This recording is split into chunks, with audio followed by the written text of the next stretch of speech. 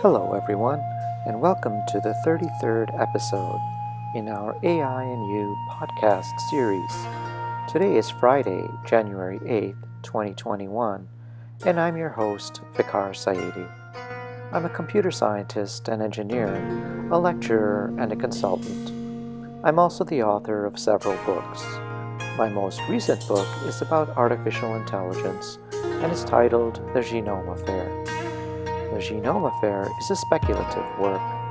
It examines what the world might be like if some of the more extraordinary capabilities forecast to be realized in AI over the next 20 to 30 years were actually realized today. Given the growing list of frightening existential threats humankind now faces, the book pays particular attention to the impact AI is expected to have on world affairs. The book is available in ebook format for those who prefer to read on a digital device, but it's also available in a high-quality paperback edition. The Genome Affair is available on Amazon, so I hope you'll take the time to read it and to leave a review. Amazon book reviews are very helpful for writers. I'm very interested in how science and technology influence world affairs and the big questions facing humankind. Studying at the confluence of the great disciplines of human history, political science and thought, international affairs, science and technology offers a deep understanding and a pedagogically important lessons of how advances in human endeavor have influenced and impacted civilization. I'm available to give talks on artificial intelligence and its related technologies and on the impact AI is expected to have, or is already having, on our world. If you'd like to get in touch with me to arrange a web-based event or consulting meeting with your company or organization, you can find my contact info in the podcast notes below. Please make sure to subscribe to my channel, like this video, and share it with others if you find the content valuable. Thank you. And now, on to today's podcast. In our last podcast, episode 32, I spoke about how the growing rift between China and the West and the potential for a resurgent Cold War may offer great benefit for America and its citizens. It might actually be a blessing in disguise. In today's podcast, episode 33, I'll talk about the underlying causes of the recent insurrection on Capitol Hill in Washington and how powerful technologies such as AI, biotech, quantum computing, and data science may further exacerbate the problem in the future. Let's get started. As technologies such as artificial intelligence, biotechnology, computing, both quantum and supercomputing, and data science increase in prominence and offer great opportunity for people to improve their economic prospects, many highly paying jobs remain vacant and extremely difficult to fill. Many companies resort to poaching top research scientists and technologists from leading academic institutions with lucrative cash and equity compensation packages, and this in turn derails the university's own research programs. Often, companies will try to attract talent from China and other places, but this too has proven problematic. Often, these researchers, scientists, and technicians have been apprehended in acts of corporate espionage. They've been caught stealing high-value and critical intellectual property for foreign governments. So why is it that a country with a population as large as the United States is unable to source the necessary scientific and technological talent domestically? Why is it that despite the presence of countless colleges and universities in the United States, and in Western Europe for that matter, only 1/3 of adults in both continents hold any type of a university degree.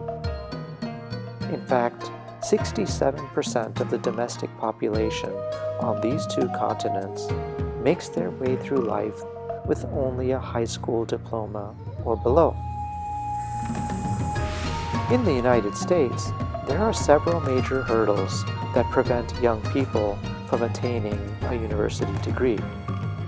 Often, a person's personal financial situation or household economics constrains them from attending college.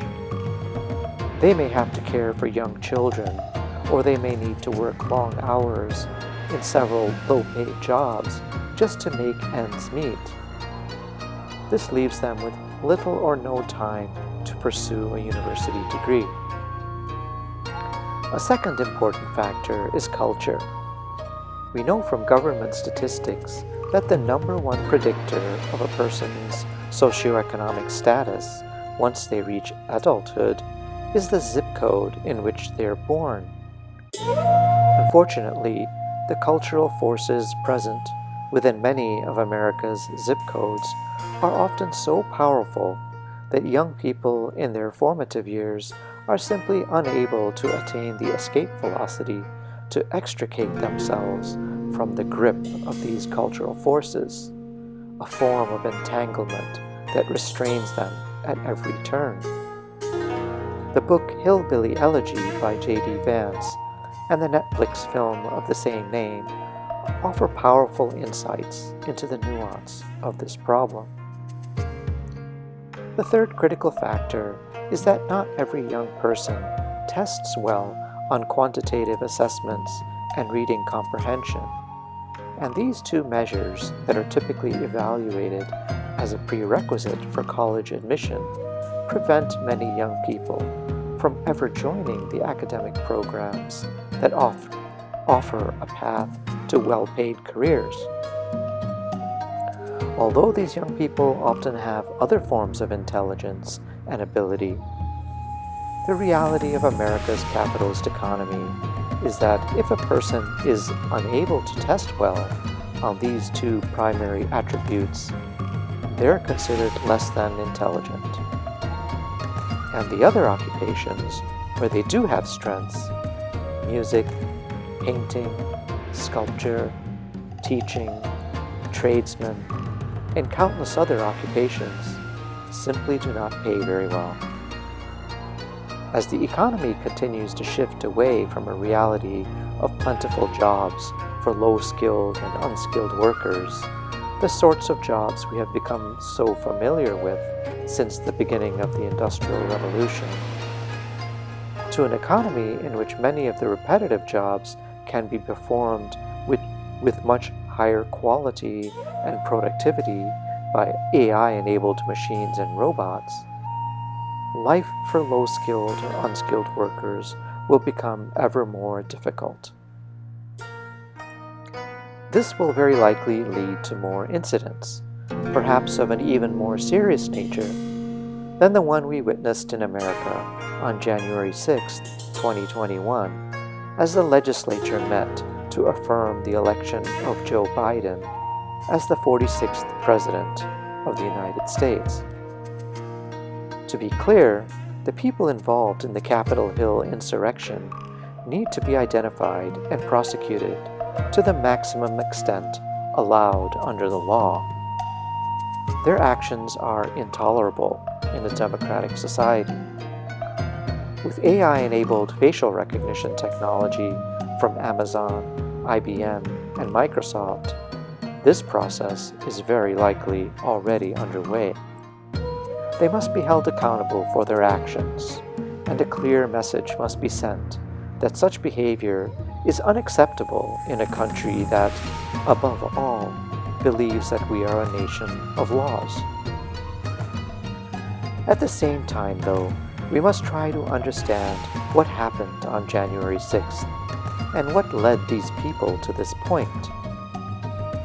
Since Donald Trump's election victory in 2016, many scholars and thought leaders in political science have been analyzing and commenting on this cohort of the electorate, the white working class, that was involved in this mayhem. They believed that they were feeling desperate, forgotten, ignored, marginalized, and hopeless. Clearly, no one behaves in such a reckless manner unless they are feeling that all hope has been lost.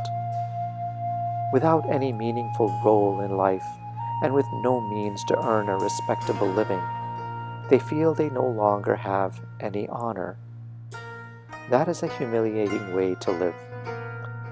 Those in the mob were mostly men in their 30s, 40s, 50s, and even 60s. They were not immature adolescents, but hopeless and desperate adults. As already stated, their actions were inexcusable, and they must be held accountable. But we must also try to understand what drove them to behave in this way. These people traveled hundreds, or perhaps even more than 1,000 miles to come and take part in this act of mayhem, mob violence, and terror. And this is the behavior of desperate people. We must acknowledge that legislators on Capitol Hill, the site of the insurrection, and throughout the American government have failed these people for the past 30 years. So this was clearly an act of defiance and revenge. Their claims of stolen elections are baseless and clearly not supported by the facts. Nevertheless, we need to try to understand why they respond as they do, if we have any hope of correcting the problem. Although we may be able to offer them data, evidence, facts, logic, reason, and science to counter and disprove every claim they make, our words will fall on deaf ears if they do not trust us. And this is the root of the problem. After 30 years of being marginalized and ignored, they have lost trust in their leaders in Washington. Finally, following Wednesday's terrorist attack on the U.S. Capitol, many people believe that what we witnessed was a coup d'etat. But is a coup d'etat even possible in the United States? Let's take a closer look. Coups are best directed towards governments where power is highly consolidated in the hands of a few people that are loyal to one supreme leader. Coups are, in fact, virtually impossible to engineer. In mature democracies, such as that of the United States or those of Western Europe, due to the methodical and institutional separation of powers and loyalty, not to a supreme leader, but to the Constitution of the nation. In order to engineer a coup in a democracy, the coup leaders will need to simultaneously assert power over the administration, the president and his cabinet, but also the army, the judiciary, the legislature, the police, and finally over the media, so that the outgoing message can be controlled.